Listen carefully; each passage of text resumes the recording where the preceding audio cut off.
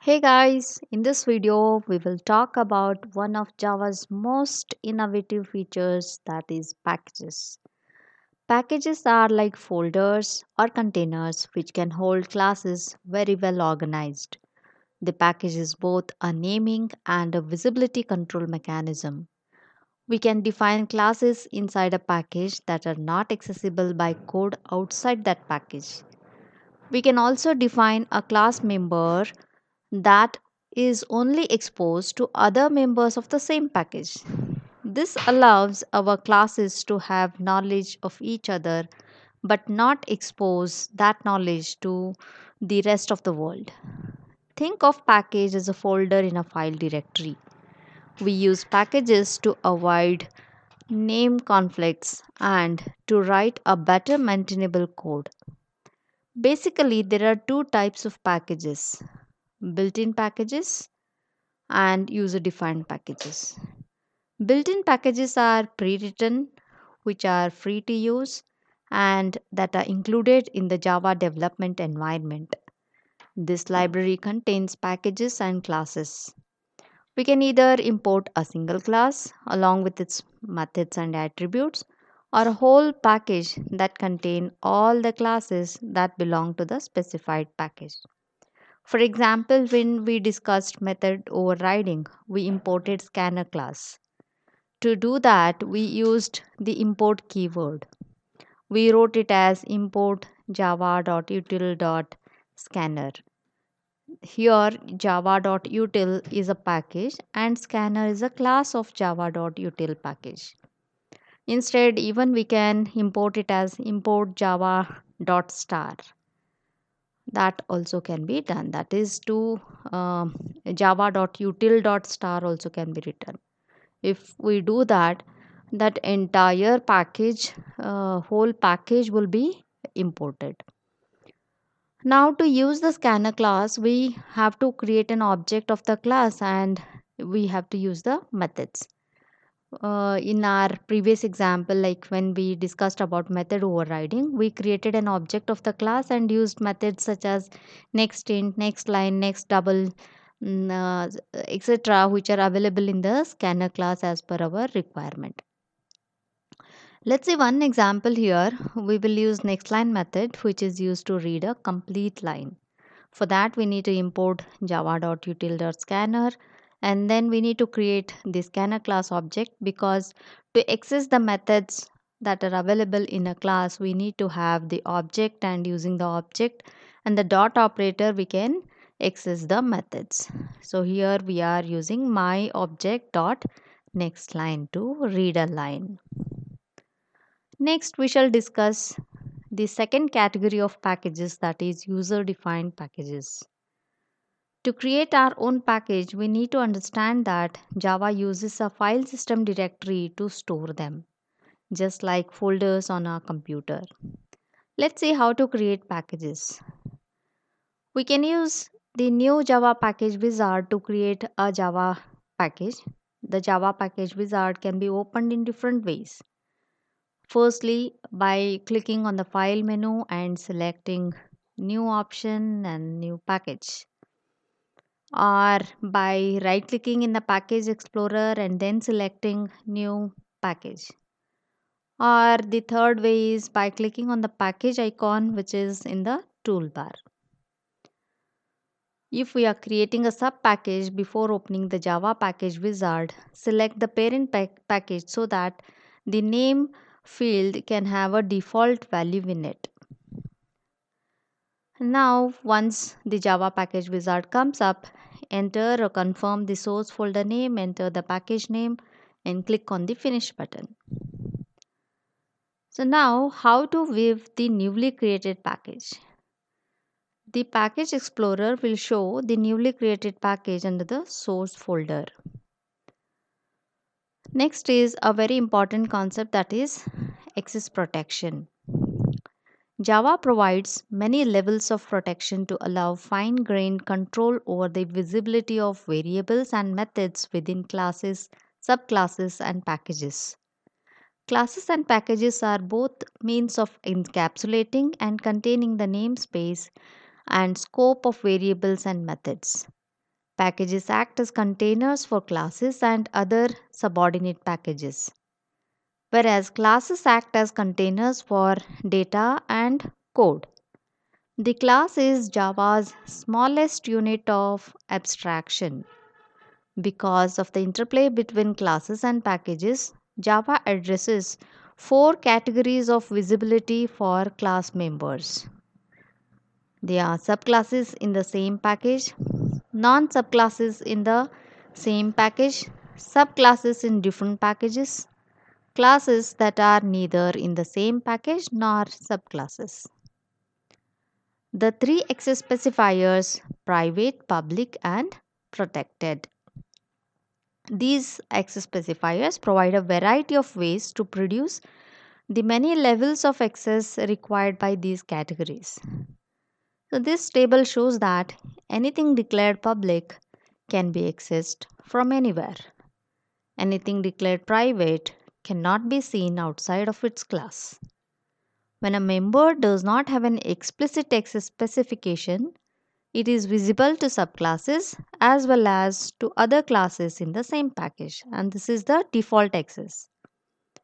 If you want to allow an element to be seen outside your current package, but only to classes that subclass your class directly, then declare that element protected. So this table applies only to members of classes. A non nested class has only two possible access levels, default and public. When a class is declared as public, it is accessible by any other code. If a class has default access, then it can only be accessed by other code within its same package. When a class is public, it must be the only public class declared in the file, and the file must have the same name as the class. So let's look at an example that shows all combinations of the access control modifiers. We'll begin with access modifiers for classes. And for classes, we can use either public or default access modifiers. If the class is declared as public, then it is accessible by any other class, immaterial of whether it is in the same package or some other package, it is accessible everywhere. And if the class is declared default, it is only accessible by the classes in the same package. So this is used when you don't specify a modifier. So let's see how it works. So let me create a package p1. So we are going to create a package p1 over here, and in this package p1 I will create two classes. So one is class A and other is class B. I'll create one more class. So let me create one more class.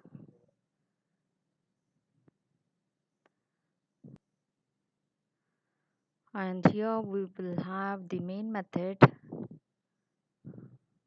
See, both are specified as public. So you can observe that here the modifier selected is public. So let's finish this. And we have got another class, that is class B. And you can observe that it is prefixed with the keyword public. That means it is declared public. Even in class A also, you can see that we have used the public. So let's see how whether we can access it in class B. So is it possible to create an object of class A in class B? So to do that, I'll just remove the comment here, and to create the object, we need to use the class name equals to new A. Yes. So here we can see that there is no error over here because both are there in the same package. It's working, and even if it is there in some other package also, it will work because the classes access specifier used is public, which is accessible anywhere. Let's run this code. Obviously we will not get any output for this, because we are not displaying anything or nothing we are doing. We are just creating the constructor for this, sorry, object for this. And then coming to one more package, let me create one more package, p2, new package, and let's name it as p2. In this p2 also I will create some classes. Let me create a class C over here, and we will have the main method, and in C class we will try to access class A which is there in some other package. So let's see whether it, so let's try to access class A which is there in package P1 in class C which is there in package P2. So please observe that here we have the classes in different packages and we are trying to access the classes over here. So let me create an object of class A object equals to new A. So this is how we create the objects. But you can see that here we are getting some, it shows some error over here because this is there in some other package. Class A is present in P1 package, but right now we are trying to create the object of this in package P2. So we need to import package P1. So import package P1. Either we can access only the classes which are required, like we can do it this way. That means I'm accessing class A from P1 package. So this can be done. So right, you can see that we are not getting any error over here. Even if we execute this code, nothing will be displayed, but there are no errors because we are not displaying anything. We are just creating the object over here. So let's run this and see. Okay, we won't get anything displayed over here. We are just creating the object. What is the intention here is whether it is accessible in some other package. It is obviously valid because they are declared public, that is class A is declared public, which is accessible anywhere. So as I mentioned earlier, you can import that package either as import p1.a if you are specifically trying to access any specific class, or we can just write it as star over here. That means we are accessing all the classes from package p1. So both are valid. So this is how the public access specifier for class it works. Now let's see how default access modifier works for classes. So to have a default access, we just have to remove all these keywords. We need not have to use any keyword. That means if there is no keyword mentioned, it is treated as a default one. So this is a default class A now. So if there is a default access modifier specified, whether we can access it in some other class. So let's see that we know that there is class A and class B in package P1.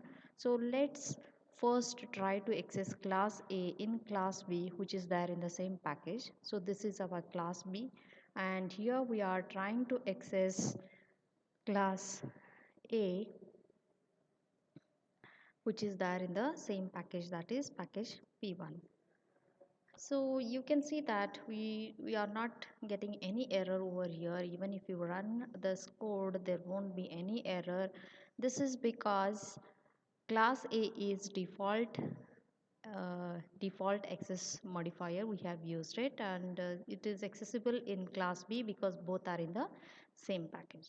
So let's try to access class A in class C. So we know that class C is not present in the same package. It is there in package P2. So let's try to access class A over here. Let's create the object of class A. A object equals to new A.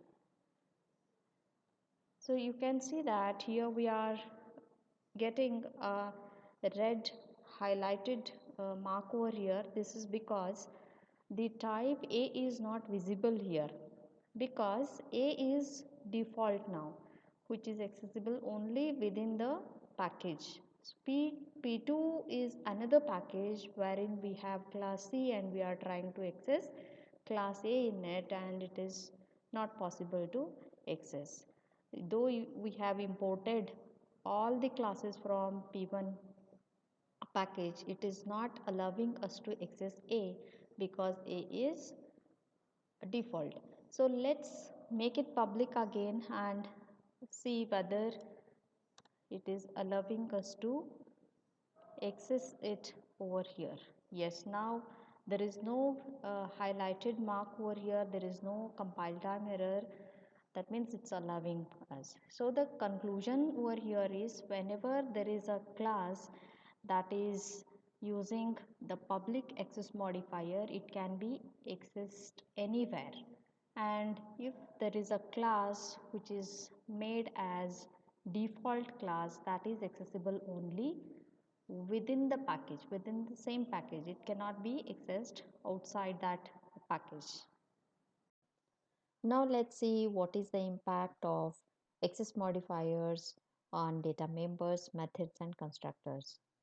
We can use public, private, default, and protected access modifiers for data members, methods, and constructors.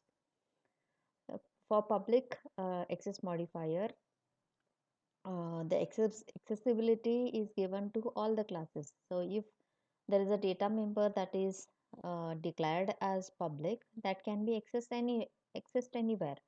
And private, if the code is declared as private, it is accessible only within the declared class. And for default access modifier, the code is only accessible in the same package. Code in the sense here, it can be data member or method. And protected comes into picture only in case of inheritance. So if a data member or a method is declared protected, that is accessible in the same package and subclasses. So let's begin with private access specifier or private access modifier. I will declare a data member which is private int x. So this is a private data member which is there in class B. And let's try to access this in class A. So let's go to class A. So in class A, I want to access the data member X which is declared in class B. So to do that, first we need to create an object of class B. So if there is any data member or method that is available in some other class, we have to have an object of that class, and using the dot operator we can access it. So I have created object here. So let's try to assign 100 to the data member X.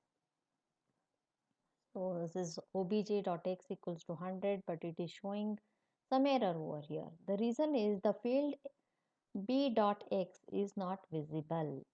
That means which is there in class B, the variable x which is there in class B is private. It is declared as private, so it is accessible only within class B by the members of only class B. It cannot be accessed anywhere outside class B. That is the reason here we are not able to access this. That means if we have a method, let's say assign value method. I'm creating a assign value method here in class B, and I would like to assign some value to this variable x. Look at the difference here, it is not giving me any error. The reason is both assign value and x are the members of class B. So any member that is declared as private is accessible by any of the class members in which that is declared. But here it is not possible to access. But one thing we can do, if at all we want to assign this 100 to the variable x, so this assign value is not a private method, so we can easily access this method over here. Instead of object dot x, I will indirectly try to assign the value to x using the default method assign value. So I will call this method. So now you can observe that there is no error over here. What's the reason? The reason being assign value is a default method. I did not use any private or public any keyword over here. It is just a default method. Anything that is declared just like that is a default one. So default data members or default methods can be accessed within the same package. So you can see that A and B are in the same package. So assign value is easily accessible here in class A, whereas this X is a private data member, so it is accessible only within class B. What if I have this X as a default data member? So I just removed that private keyword. Now it became default. So in this case, we can access this as obj dot x equals to, let's say, 300. So I have assigned a new value, and you can see that now we are able to access the data member x directly over here without any problem. The reason is now it is no more private, it is a default member that is accessible easily. So here if you run this code, it will show the value. Let's see. Okay, here we are not printing anywhere the value of x, we are just assigning it. So let's print it somewhere. So let's print the value of x and then try to run this. So we are getting it as 100. See why we are getting it as 100 and not 300? We assigned value of x before calling this assign value, that is 300 was assigned to x, but later when we called assign value, it went to this assign value method, and here we have changed the value of x to 100 and we are printing it, so it is giving me 100. So what is the important point here is, note that if any data member or a method is declared as private, it is accessible only within the class. If any data member or method that is declared as default, that means whenever you do not use any keyword, that's a default one, they can be accessible within the same package.